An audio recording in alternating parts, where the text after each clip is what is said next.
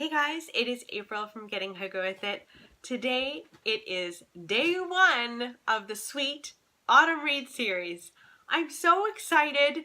It's finally fall. Honestly, I've been ready for fall for a lot of August. That's really terrible because our summer seasons are quite short here in Ottawa.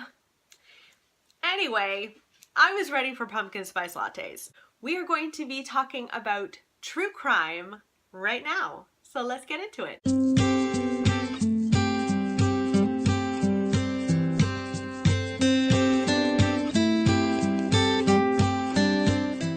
So I must say that I have only read 2 of the 5 books that I'm going to recommend to you today. And I'll let you know, of course, which ones those are as we get into it. That said, I am excited about every single one of these books. And the first book I am so excited about is Helter Skelter, the true story of the Manson murder. Now, everyone knows about the Manson family and about Charles Manson himself, who kind of masterminded a series of brutal murders in the late 1960s. But what's so interesting about this book is that it is written by the prosecutor in the Manson case. His name is Vincent Bugliosi. I'm probably butchering his name and I am so sorry if I am. But apparently, and I did not know this, and it's probably because I'm so young. I'm like 36 years old, I'm not that young, but I didn't know that the Manson trial nearly didn't go the way that they were hoping. The defense was saying that, you know, they only had 2 fingerprints that could tie Manson to this case. And somehow this lawyer, this prosecutor, was able to actually pull the pieces together and convict Manson of what he did.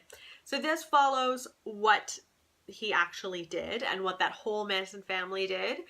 But it also follows the actual case itself and how this prosecutor was able to get a guilty verdict. I really want to read that one. So next up is a book I have read, which I really enjoyed. It's called The Midnight Assassin by Skip Hollandsworth. This was a really fascinating look at the first serial killer in America. So in Texas, in Austin, Texas in particular, there was a wave of horrific murders in 1885.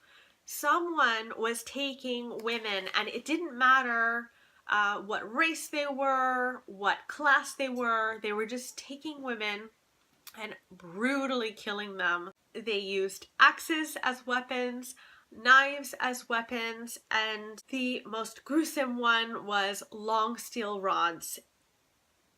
It was a disturbing read for sure. And it was disturbing on many levels. The actual brutal murders themselves were really horrifying. But what was equally as horrifying was how often the city of Austin just tried to pin it on black men. Black men who weren't anywhere near the vicinity of the murders. Just black men. Oh, you're black? Well, you must have done it. Like, it was just horrifying, honestly. The other interesting thing is that the murders just suddenly stopped. It was incredibly sudden that they stopped. And then all of a sudden this wave of murders of women started happening in London. And that was Jack the Ripper. And a lot of people think that the killer in Texas actually took a ship and moved to London and was all the while Jack the Ripper. Fascinating. Next is a book I haven't read, but I'm very eager to read, and that is In Cold Blood by Truman Capote.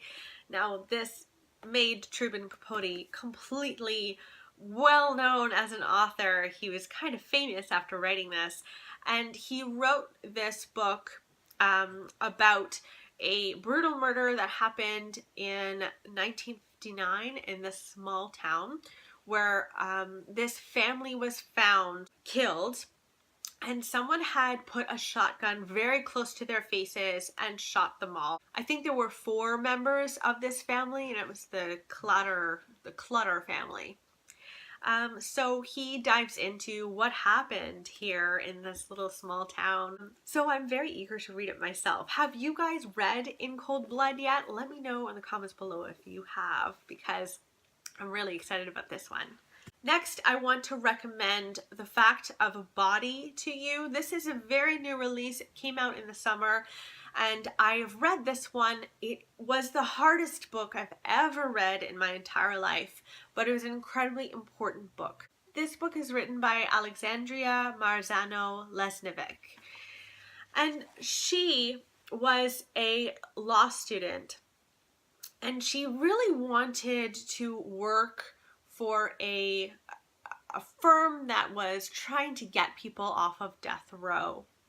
She strongly believed that the death penalty was wrong, and she started to work at this firm, and they gave her this case as like a, hey, this is the kind of, case that you could be doing. How do you feel about that? And so she starts to review this case, and that case is about a man who was a pedophile, and he killed one of his victims. And as she's learning about this case, all of this stuff kind of drudges up in her because she was sexually abused by her grandfather. And so she's struggling with that, and she's working her way through that simultaneously as we're learning about this murder case. It is really brilliantly written. I gave it 5 stars. Just be forewarned, it's a tough one to get through. Finally, I have Midnight in the Garden of Good and Evil for you. So this is about a murder that happened in Savannah, in this really big, grand, old mansion. This murder took place on May 2nd, 1981, which is strangely 2 days before I was born. Anyway, and it was unclear from the get-go whether this was an actual murder or was it self-defense. So this author kind of goes into this small town and he starts interviewing everyone. And it turns out in a small town, everyone knows everything about everyone. So he dredges up alliances and hostilities that were prevalent in this small town, and slowly but surely we find out whether it was murder or whether it was self-defense. So those are my true crime suggestions for you. Please let me know in the comments below if you have any true crime books that you really love. If they're not mentioned here, I would love to know. Also, tomorrow we're going to dive into campus reads, so join me tomorrow and we'll talk about school. I'll see you later. Bye!